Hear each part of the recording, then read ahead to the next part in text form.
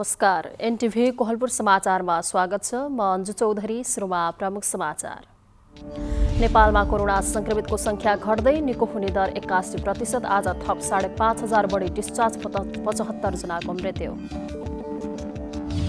रोजगारी र विवाहको प्रलोभन देखाई सुदूरपश्चिममा चेलीबेटी बेचबिखनका घटना बढ्दै, कोरोना महामारीको अवधिमै 200 बढेको उद्धार। जारी निषेधाज्ञाका कारण सल्यानमा किसानले उत्पादन गरेको तरकारी खेतमै सड्न थाल्यो। दुग्धजन्य पदार्थको खपतमा देशभर 50%ले कमी। यस वर्ष कोरोनाका कारण विश्वभर 7.5 करोड मानिसको रोजगारी गुम्यो। सन् 2022सम्म संख्या झण्डै 13ले बढ्ने अनुमान। र फिफा विश्वकप तथा एसिया कपको छनौट अन्तर्गत नेपालले आज चाइनिज टाइपेसँग खेल्दै जित दोहोर्याउने लक्ष्य।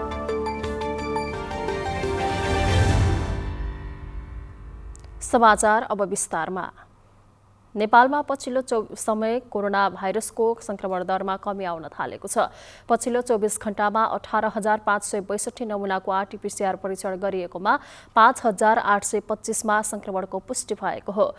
स्वास्थ्य तथा जनसङ्ख्या मन्त्रालयका अनुसार पछिल्लो 24 घण्टामा थपिएका संक्रमितसँगै नेपालमा कोरोनाका कुल संक्रमित 5,76,936 पुगेको छ।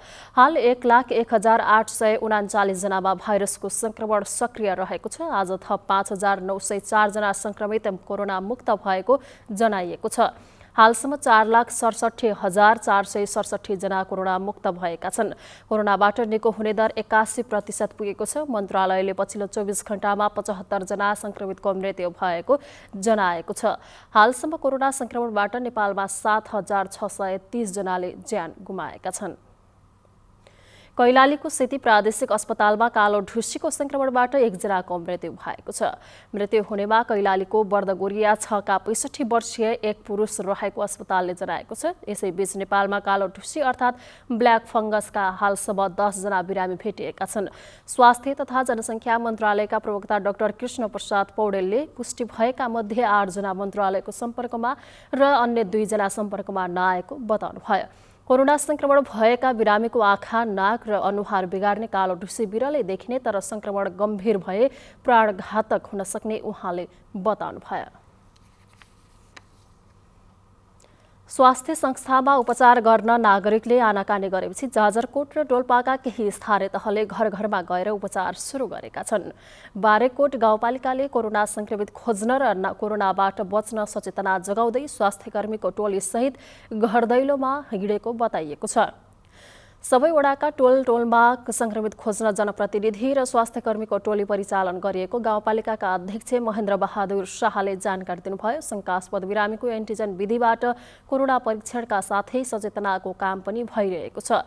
गाउँमा ज्वरो र रुगाखोकीका बिरामी बढे पनि स्वास्थ्य चौकीमा कोरोना परीक्षण गराउन आउनेको संख्या भने न्यून भएपछि टोली गाउँमै पुगेको उहाँले बताउनुभयो। डोल्पाको ठुलीभेरी नगरपालिकाले पनि घर घरमा कोरोना जाँच गर्न थालेको छ। नगरपालिकाभित्रका 10 वटा स्वास्थ्य संस्थामा प्रमुखलाई तालिम दिएर घर घरमा पठाई कोरोना जाँच गर्न लागेको प्रमुख प्रशासकीय अधिकारी दिलप्रसाद रोकाईले जानकारी दिनुभयो। कोरोना भाइरसको दोस्रो भेरिएन्ट सुरु भएदेखि नै सुदूरपश्चिम प्रदेश सरकार जनशक्ति व्यवस्थापन, उपकरणको व्यवस्थापन लगायतका काममा सक्रिय रूपमा अगाडि लागेको छ। आगामी दिनमा महामारीबाट आउन सक्ने चुनौती नियन्त्रण गर्न प्रदेश सरकारले गरेको तयारीबारे आज हामीले सुदूरपश्चिम प्रदेशका मुख्यमन्त्री त्रिलोचन भट्टलाई सोधेका छौँ। हेरौँ आजको आवाजमा।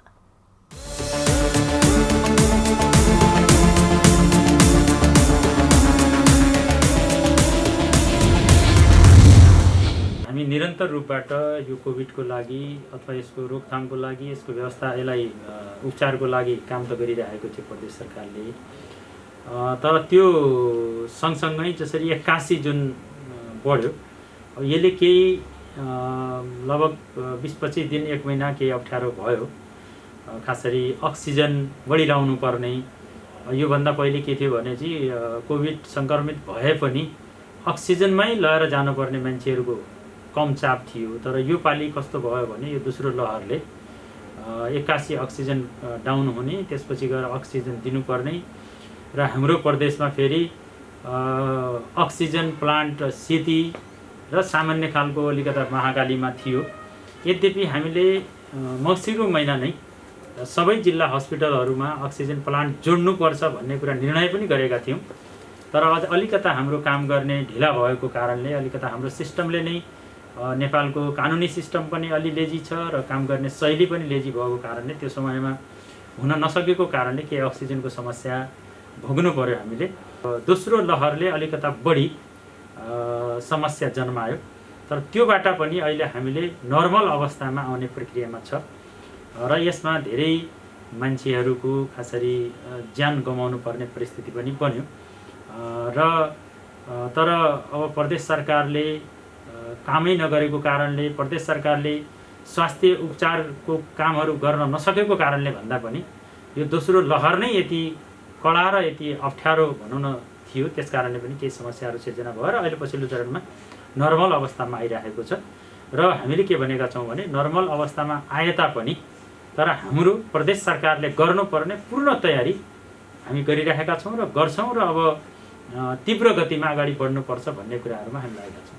भारतबाट आउने हाम्रा दाजुभाइहरू छन्, त्यसलाई पनि टेस्ट बढाउने, नाकामै नै बढाएर त्यहाँ सङ्क्रमण भएका मान्छेलाई अलग गर्ने र नभएका मान्छेहरूलाई अलग आफ्नो घरतिर जाने कुराहरू पनि गरिराखेका छौँ र त्यसलाई अलिक बढी स्केलमा गर्ने र टेस्टहरू पनि बढाउने, हस्पिटलको व्यवस्थापन गर्ने र अक्सिजनको व्यवस्थापन गर्ने र आवश्यक औषधिहरूको पनि व्यवस्थापन गर्ने भनेर प्रदेश सरकारले आजभन्दा 1 महिना पहिले प्रदेशको कोरोना कोषमा 15 करोड रुपियाँ पैसा राखि पनि सकेको छ र त्यसलाई कार्यान्वयनको चरणमा पनि अगाडि बढेको छ र कैयौँ स्थानीय तहहरूमा, कैयौँ स्थानीय स्वास्थ्य चौकीहरूमा र हामीले रकम पनि उहाँहरूको माग अनुसार रकम पनि उपलब्ध गराएका छौँ र अब यस्तो अवस्था नआओस् भनेर प्रदेश सरकार एकदम सचेत छ र त्यो अनुसार काम गरिरहेको छ।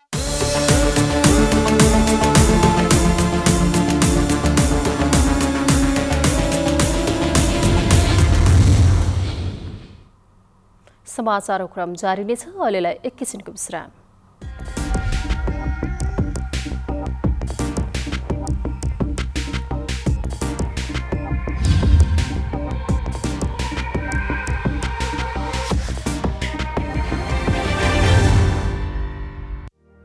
यति बेला कोरोना भाइरसको नयाँ भेरिएन्ट फैलिँदो क्रममा छ। यो समयमा आफूलाई संक्रमण र यसको असरबाट कसरी बचाउन सकिन्छ? अत्यावश्यक काम बाहेक घर बाहिर नजाने, सामान किन्न जाँदा सुरक्षित भएर जाने, अत्यावश्यक काम परेर बाहिर जानु परेमा मास्क, सेनिटाइजरको प्रयोग र भौतिक दूरी अनिवार्य पालना गर्ने, विदेशबाट वा जिल्ला बाहिरबाट आउनु भएको छ भने अनिवार्य होम क्वारेन्टाइन वा आइसोलेसनमा बस्ने, बजारबाट सामान किन्दा आफूलाई चाहिने जति मात्र किन्ने, अनावश्यक जोहो नगर्ने, कोरोना भाइरससँग सम्बन्धित सूचना वा सामग्रीको आधिकारिकता जाँचेर मात्र धारणा बनाउने, आधिकारिकता नभएका त्यस्ता सूचनाहरू सामाजिक सञ्जालमा सेयर तथा कमेन्ट नगर्ने। तपाईले लगाउनु भएको मास्कले मेरो सुरक्षा गर्छ, मैले लगाएको मास्कले तपाईको सुरक्षा गर्छ। त्यसैले मास्कको प्रयोग अनिवार्य गरौँ र कोरोना भाइरसबाट बचौँ र बचाऊ। नेपाल सरकार, सञ्चार तथा सूचना प्रविधि मन्त्रालय। विश्रामपछि समाचारमा पुनः स्वागत छ। अब बाँकी समाचार। सुदूरपश्चिममा कोरोना कहरकै बीच पनि चेलीबेटी बेचबिखन हुने क्रम रोकिएको छैन। चेलीबेटी बेचबिखन रोकथाममा काम गरिरहेका सङ्घ संस्थाहरूको तथ्याङ्कले जोखिममा परेका 220 बढी महिला तथा बालबालिकालाई सीमा नाकाबाट उद्धार गरिएको छ। देशभित्रै पनि महिला तथा बालिकाहरू यौन हिंसामा पर्ने क्रम बढेको बताइएको छ। शान्ति पुनर्स्थापना गृह धनगढी कैलालीका अनुसार चालु आर्थिक वर्ष 2077-78 को हालसम्म 220 जना महिला तथा बालिकाको सीमानाकाबाट उद्धार गरिएको छ। बेचबिखनको जोखिममा परेका 65 जना महिला तथा बालिकालाई आर्थिक वर्ष 2076-77 मा नाकाबाट उद्धार गरिएको हो। आर्थिक वर्ष 2075-76 मा 67 जना नेपाली चेलीलाई सीमानाका 3 नगरबाट उद्धार गरिएको शान्ति पुनर्स्थापना गृह धनगढी कैलालीका प्रमुख उमेश सेवाकोटीले बताउनु भएको छ। कोरोनाका कारण धेरैले रोजगारी गुमाएको बेला अहिले पनि रोजगारीको प्रलोभनमा र केहीलाई प्रेम विवाहका नाममा बेचबिखनका लागि लग्नेहरूको संख्या बढेको उहाँको भनाइ छ। अब सीमाभित्र हेर्दाखेरि चाहिँ विशेष गरी यौन हिंसामा परेका र सीमा बाहिर पनि यौन हिंसा भएर सीमाभित्र यौन हिंसा भएर चाहिँ बाहिर जान लागेका दिदीबहिनीहरूलाई चाहिँ हामीले रोकेर 26वटा चाहिँ मुद्दा दर्ता भएको छ। यो जबकि यो तपाईँको 77-78 भनेको एकदमै लकडाउनले गर्दा अहिलेको पेन्डेमिकले गर्दाखेरि चाहिँ आवाजातहरू पनि ठप्प भएको अवस्थामा चाहिँ सबभन्दा धेरै देखिएको छ। शान्ति पुनर्स्थापना गृह कैलालीका अनुसार देश बाहिर मात्रै होइन, अहिले देशभित्रै पनि महिला तथा बालिकाहरू बेचबिखनमा पर्ने गरेको र कति यौन हिंसा सहन बाध्य भएको देखिएको छ। जेठ 13 गते मात्रै प्रहरी सहितको सहभागितामा शान्ति पुनर्स्थापना गृह कैलालीले लामो समयदेखि यौन हिंसामा परेका 6 देखि 13 वर्ष उमेरका 6 बालिकालाई उद्धार गरेको छ। शान्ति पुनर्स्थापना गृह धनगढी कैलालीका प्रमुख शिवा कोटीले कैलालीको गोदावरी नगरपालिका 2 बनखेत स्थित अहिंसावादी विश्व शान्ति धर्मचक्र बौद्ध गुम्बाबाट बालिका सहित 3 बालकलाई उद्धार गरिएको बताउनु भएको छ। मालाखेतीमा रहेको चाहिँ यो बनखेतमा एउटा गुम्बा रहेछ होइन, त्यही चाहिँ बालबालिकाहरूलाई त्यही बसेर पढाउने र बौद्ध धर्म सम्बन्धी चाहिँ अब उहाँहरूको आफ्नै गुरुकुल शिक्षा जस्तो चाहिँ दिने चाहिँ प्रवृत्ति राख्नु भएको रहेछ। त्यो दिइरहँदाखेरि चाहिँ त्यही संरक्षकले त्यही बसेर चाहिँ जो गुरुकुलको गुरु हुनुहुन्छ, लामा हुनुहुन्छ, उहाँले चाहिँ बालिकाहरूलाई यौन दुर्व्यवहार गरेको भन्ने किसिमको सूचना आएपछि प्रहरीसँगको समन्वयमा चाहिँ हामी गएर बालबालिकाहरूको चाहिँ उद्धार गरेर लिएर आयौँ, जसमा चाहिँ 6 जना बालिकाहरू हुनुहुन्छ, 6 वर्षदेखि 13 वर्षको भने 3 जना चाहिँ बालकहरू हुनुहुन्छ होइन। छोराछोरीहरू चाहिँ के गर्दैछन्, सामाजिक सञ्जालमा उनीहरूको पहुँच कस्तो छ, उनीहरूको झुकाव कतातिर छ भन्ने कुराहरूमा केयर गर्नुपर्छ। जिल्ला प्रहरी कार्यालय कैलालीका अनुसार अनुसन्धानका लागि पक्राउ गरिएका ती गुम्बाका संरक्षक गणेश मोक्तानलाई बाल यौन दुर्व्यवहारको मुद्दा दर्ता गरिएको छ। धेरै जसो घटनामा नजिकका व्यक्ति र आफन्तबाट बालिकाहरू यौन हिंसामा पर्ने गरेको देखिएकोले अभिभावकहरूले सन्तानको निगरानी बढाउन आवश्यक रहेको शान्ति पुनर्स्थापना गृह धनगढी कैलालीले जनाएको छ। निर्मला खडायत, नेपाल टेलिभिजन, सुदूरपश्चिम प्रदेश, कैलाली। कोरोना संक्रमण बढेको भन्दै स्थानीय प्रशासनले झण्डै 1 महिनादेखि निषेधाज्ञा जारी गरेपछि सल्यानका किसानले उत्पादन गरेको तरकारी घर र बारीमा थन्किएको छ। तरकारी बिक्री नहुँदा किसानलाई जीविकोपार्जनमा समस्या भएको छ। व्यावसायिक तरकारी उत्पादन गरेका किसान निषेधाज्ञाले ठूलो मारमा परेका छन्। सल्यान शारदा नगरपालिका 6 बरलाका किसान लोकबहादुर भण्डारले 14 रोपनी जग्गामा व्यावसायिक तरकारी खेती गर्नु भएको छ। बिक्री हुने अवस्थाको फर्सी, टमाटर, काँक्रो लगायत तरकारी कुहेर खेर जान थालेको छ। अहिले हाम्रो त्यही 14-15 रोपनी जतिमा छ। अनि पोहोर साल पनि यस्तै लकडाउन भयो र खासै पोहोर त त्यति अप्ठ्यारो परेन, अहिले त धेरै असर परिसक्यो। मान्छेहरू किन्न कति पनि आउनुहुन्न। अहिले सिमी पनि त्यत्तिकै छ, हाम्रो बारीमा सिमी कति पनि बिक्री भएन। अब बन्दकोपी पनि कति पनि बिक्री नहोला जस्तो छ। अब त्यसलाई सबलाई काटेर फाल्नु छ। टमाटरभरि जान्छ, किनभने फुट्टफाट मान्छेहरूले मागिराख्नु भएको छ, पाक्दैछ, अलिअलि जाँदैछ। अरू काँक्रा, सिमी, बन्दकोपी, मुलाहरू यिनीहरू त पुरै ड्यामेज भइगयो, अब जाँदैन जस्तो छ अहिलेसम्म। उत्पादन गरेको तरकारी जिल्लाका विभिन्न व्यापारिक केन्द्रका साथै दाङ र नेपालगञ्जसम्म पुग्ने गर्दथ्यो। निषेधाज्ञा अघिसम्म जिल्ला बाहिरका व्यापारी तरकारी खरिद गर्न बारीमै आउने गरेका थिए। तरकारी बिक्री गरेर घर व्यवहार चलाउँदै आएका यहाँका व्यावसायिक तरकारी खेती गरेका किसान चिन्तित भएका छन्। गाह्रो छ, हेर्नुहोस् यसरी काँक्रा बारीमा यसरी पुगिरहेछ। मुला सब यसमा मुला त सबै जोतेर फ्याँकियो, सब मलखानमा हाल्यो। काँक्रा पनि भोलिपछि टिपेर सबै मलखानमा हालिदिने हो। अनि अब गाह्रो छ, तरकारी चाहिँ एकदम गाह्रो देख्नु भएको। धनियाँ त्यस्तै प्यालो भइसक्यो। अनि योभन्दा पहिला चाहिँ लकडाउन भन्नुभन्दा पहिला चाहिँ राम्रो बिक्री भएको थियो। अहिले चाहिँ लकडाउनको कारणले सबै नष्ट भएको छ, सबै फाल्ने भएको छ। शारदा नगरपालिका 6 बरलाका 15 किसानले व्यावसायिक तरकारी खेती गर्दै आएका छन्। उनीहरूले तरकारी बिक्री गरेरै यसअघि वार्षिक 35 लाख बढी कमाउँदै आएका थिए। प्रत्येक इच्छुक शर्मा, नेपाल टेलिभिजनका लागि सल्यान। कोरोना महामारीका कारण जारी बन्दाबन्दीले दुग्धजन्य पदार्थको खपतमा 50% कमी आएको पाइएको छ। निषेधाज्ञाका कारण माग घटेकाले किसानले उत्पादन गरेको दूध खपत आधाले घटेको राष्ट्रिय दुग्ध विकास बोर्डले जनाएको छ। निषेधाज्ञाले होटल, रेस्टुरेन्ट, स्कुल लगायत दूध खपत हुने क्षेत्र बन्द रहेकाले दूधको माग घटेको बोर्डले जनाएको हो। निषेधाज्ञा अगाडि दैनिक 8.5 लाख लिटर दूध सङ्कलन भए खपत हुने गरेकोमा अहिले 4 लाखको हाराहारीमा मात्रै सङ्कलन र बिक्री हुने गरेको बोर्डका योजना अधिकृत दिपेन्द्र अधिकारीले बताउनुभयो। पश्चिम नवलपरासीको श्रावल स्थित भुलही खोलाबाट नियम विपरीत नदीजन्य पदार्थ उत्खनन गर्ने एउटा जेसिबी र 15वटा ट्र्याक्टर प्रहरीले नियन्त्रणमा लिएको छ। अनुमति बेगर अवैध रूपमा मेसिन प्रयोग गरी नदीजन्य पदार्थ उत्खनन गरेको पाइएपछि नियन्त्रणमा लिएको जिल्ला प्रहरी कार्यालयका सूचना अधिकारी प्रहरी नायब उपरीक्षक राजु लामाले जानकारी दिनुभयो। नियन्त्रणमा लिएका सवारी साधन आवश्यक कारबाहीको लागि स्थानीय तहको जिम्मा लगाइने प्रहरीले जनाएको छ। भलुही खोलाबाट मेसिन प्रयोग गरी भइरहेको अवैध उत्खननले त्यस क्षेत्रको बस्ती समेत जोखिममा परेको स्थानीयले गुनासो गरेका छन्।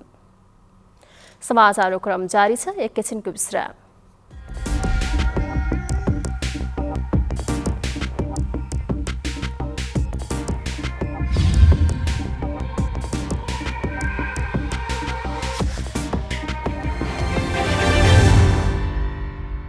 के तपाईलाई थाहा छ कृषकहरूका लागि पनि भनेर नयाँ मोबाइल एप आएको छ नि? थाहा छैन भने याद गर्नुहोस्, कृषिपथ मोबाइल एप। यस एपको प्रयोग गरी घरमै बसी कृषि सम्बन्धी ज्ञान लिनुका साथै बजारसँग पनि जोडिन सकिन्छ। यो मोबाइल एप्लिकेसन कसरी प्रयोग गर्ने त? एप आफ्नो मोबाइलमा राख्न मोबाइलको प्ले स्टोरमा जानुहोस्। अब तपाईको प्ले स्टोर यसरी खुल्छ। प्ले स्टोरको माथि सर्च गर्ने ठाउँ देखिन्छ। यहाँ तपाईले KRISHIPATH स्पेस NP लेख्नुहोस् र यो सर्च बटन थिच्नुहोस्। अब तपाईँ कृषिपथ मोबाइल एप यसरी देख्न सक्नुहुन्छ। अब फेरि कृषिपथ लेखेको स्थानमा यसलाई थिच्नुहोस्। अब यहाँ इन्स्टलमा थिच्नुहोस्। यो थिचेपछि कृषिपथ एप आफै इन्स्टल हुन थाल्छ। अब यो एप इन्स्टल भएको छ, अर्थात् हाम्रो मोबाइलमा बसेको छ। अब तपाईँ आफ्नो मोबाइलको स्क्रिनमा जानुहोस् र यसलाई खोल्नुहोस्। अब हामी कृषिपथ मोबाइल एपको मुख्य पेजमा आएका छौँ। हामी पहिलो पटक यो एप प्रयोग गर्दैछौँ, यसकारण सर्वप्रथम रजिस्टर लेखेको बटनमा थिच्नुहोस्। रजिस्ट्रेसन गर्न यो फर्ममा आफ्नो जानकारी भर्नुहोस्।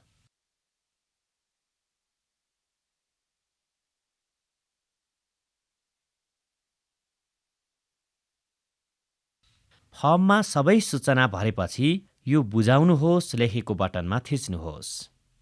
अब यो चलाउन सिकौँ। मोबाइलमा एप खोलेपछि यो लगइन बटनमा थिच्नुहोस्। अब यहाँ अघि राखेको मोबाइल नम्बर र पासवर्ड राखी लगइन थिच्नुहोस्।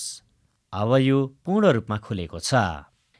यदि तपाईँ आफ्नो कृषि उत्पादन बिक्री गर्न चाहनुहुन्छ भने यो कृषि उत्पादनमा थिच्नुहोस् र बिक्री गर्ने सामानहरू अपलोड गरेर विवरण भर्नुहोस्।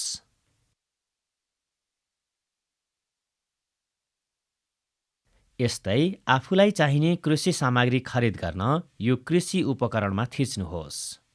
यसैगरी कृषि प्रविधि र खेती गर्ने तरिका सम्बन्धी जानकारी लिन यो ज्ञान आधार लेखेको बटनमा थिच्नुहोस्। यदि तपाईलाई मौसम सम्बन्धी जानकारी लिनु छ भने यो कृषि विज्ञान लेखेको बटनमा थिच्नुहोस्। यो एप सम्बन्धी थप जानकारीको लागि आफ्नो नजिकको सहकारी वा नेपाल घरेलु तथा साना उद्योग महासंघ जिल्ला शाखा बाँकेमा सम्पर्क राख्नुहोस् अथवा पैसा नलाग्ने टोल फ्री नम्बर 1660 81 52 95 0 मा फोन गर्नुहोस्। फोनबाटै ज्ञान, फोनबाटै बजार, घरमै बसी कृषि कारोबार। यस कृषिपथ एप केयर नेपालको सहयोग र भेरी विशिष्टता वातावरणीय समूह बी ग्रुपसँगको सहकार्यमा नेपाल घरेलु तथा साना उद्योग महासंघ जिल्ला शाखा बाँकेद्वारा कृषकहरूका लागि तयार गरिएको हो। कृषिपथ एप, फोनबाटै ज्ञान, फोनबाटै बजार। आजै डाउनलोड गर्नुहोस्। यति बेला कोरोना भाइरसको नयाँ भेरिएन्ट फैलिँदो क्रममा छ। यो समयमा आफूलाई संक्रमण र यसको असरबाट कसरी बचाउन सकिन्छ?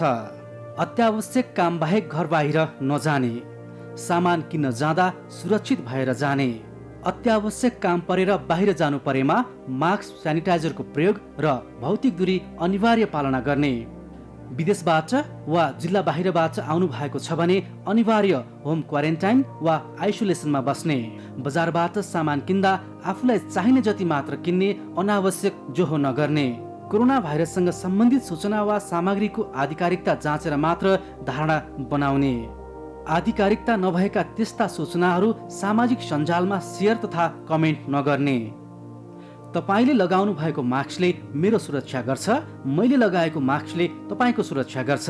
त्यसैले मास्कको प्रयोग अनिवार्य गरौँ र कोरोना भाइरसबाट बचौँ र बचाऊ। नेपाल सरकार, सञ्चार तथा सूचना प्रविधि मन्त्रालय।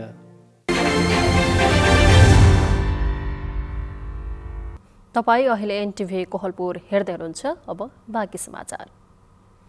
महाकाली राजमार्ग सडक खण्डको डडेलधुरा सदरमुकाम क्षेत्रमा जोखिमपूर्ण बनेको छ। जिल्ला सदरमुकाम अन्तर्गत बागबजारदेखि कीर्तिपुर बजारसम्म महाकाली राजमार्गको करिब 3 किलोमिटर क्षेत्रसम्म खाल्डाखुल्डी हुँदा जोखिमपूर्ण बनेको हो।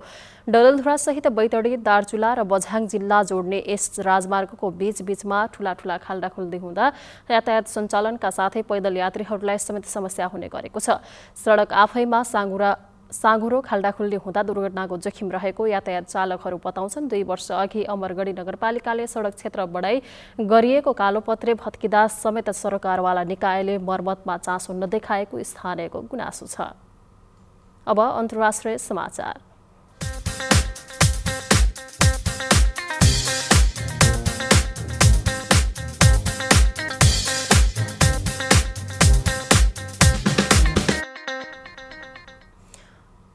अन्तर्राष्ट्रिय श्रम संगठन आईएलओले कोरोना महामारीका कारण विश्वमा बेरोजगारीको संख्या बढ्ने जनाएको छ। आईएलओले कोरोनाको महामारीका कारण विश्वमा लाखौंले रोजगारी गुमाएको तथा नयाँ रोजगारीका लागि तयार रहेका लाखौं बेरोजगार भएको उल्लेख गरेको छ।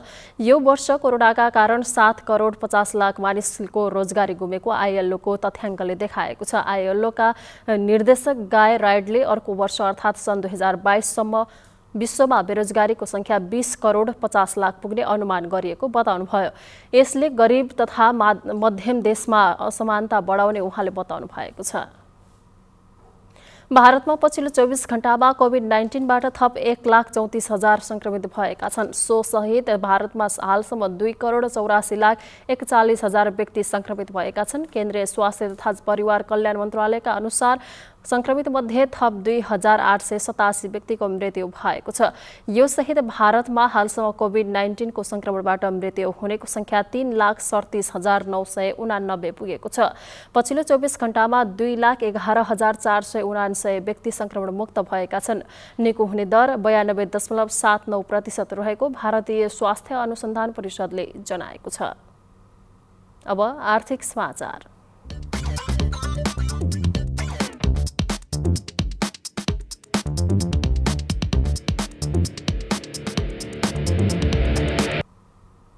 सुनको भाव आज तोलामा 400 रुपियाँले बढेको छ भने चाँदी तोलामा 15 रुपियाँले बढेको छ। छापावाल सुनको मूल्य आज बढेर प्रति तोला 94,900 रुपियाँ पुगेको छ। त्यस्तै तेजाबी सुनको मूल्य आज प्रति तोला 94,400 रुपियाँ कायम भयो।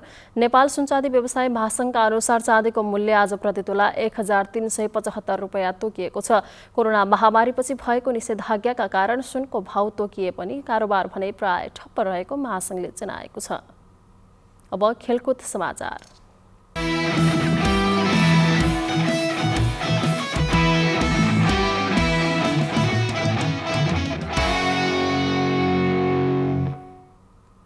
सन् 2022 फिफा विश्वकप र सन् 2023 एसिया कपको दोस्रो चरणको छनौट अन्तर्गत नेपालले आज चाइनिज ताइपेईसँग खेल्दैछ। खेल कुवेतको कुवेत सिटीमा राति पौने 10 बजे हुनेछ। चाइनिज ताइपेईलाई यसअघि पनि नेपालले हराएको छ। नेपालका मुख्य प्रशिक्षक अब्दुल्लाह अलमुताइरीले ताइपेई विरुद्ध नेपालको लक्ष्य जित भएको बताएका छन्। छनौटको चौथो स्थानमा रहेर एसियन कपमा छनौट हुने मौका कायम राख्ने उहाँको भनाइ छ। तर कुवेतमा गर्मी धेरै भएकाले खेल खेल्न भने कठिन हुने उहाँले बताउनु भएको छ। नेपालले विश्वकप छनौटको तेस्रो चरणमा पुग्ने मौका गुमाइसकेको छ। तर नेपाललाई बाँकी खेलमा जित निकाल्दै एसिया छनौटको तेस्रो चरणमा स्थान बनाउने सुनौलो अवसर रहेको छ। अब मौसम।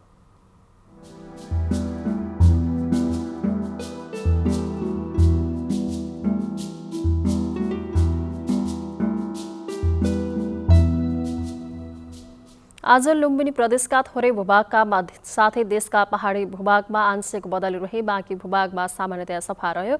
आज राति पनि देशका पहाडी भूभागहरूमा आंशिकदेखि सामान्य बदली रहे अन्य स्थानहरूमा आंशिक बदली रहनेछ। अब मौसम सम्बन्धी थप विवरण।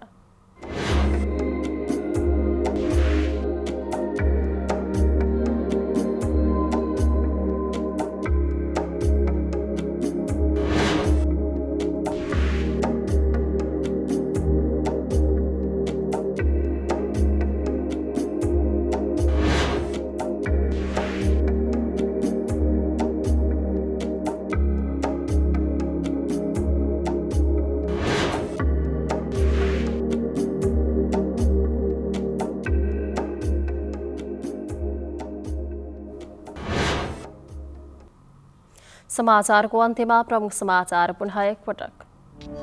नेपालमा कोरोना संक्रमितको संख्या घट्दो निको हुने दर 81%। आज थप 5,500 बढी डिस्चार्ज, 75 जनाको मृत्यु।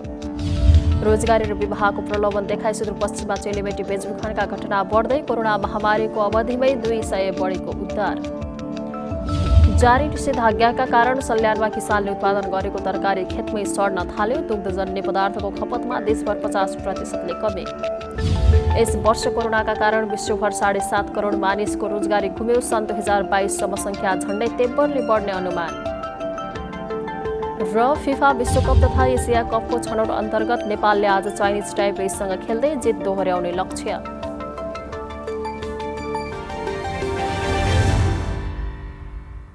हवस् त, अहिलेलाई समाचारको सिलसिला यति नै। बिदा दिनुहोस्। नमस्कार।